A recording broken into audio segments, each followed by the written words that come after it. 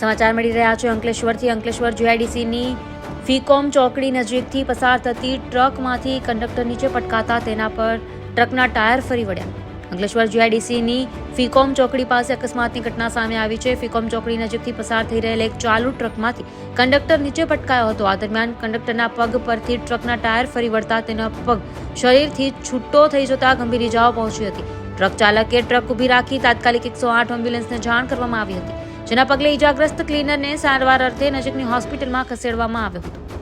અત્રે ઉલ્લેખનીય છે કે આ મામલામાં ઇજાગ્રસ્તના પિતા જ ટ્રક ચલાવી રહ્યા હતા અને તે દરમિયાન ચાલુ ટ્રકમાંથી પુત્ર નીચે પટકાયો હતો, જેના પગલે આ અકસ્માત સર્જાયો હતો।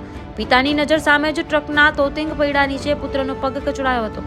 અકસ્માતને પગલે લોકોના ટોળા એકઠા થઈ ગયા હતા।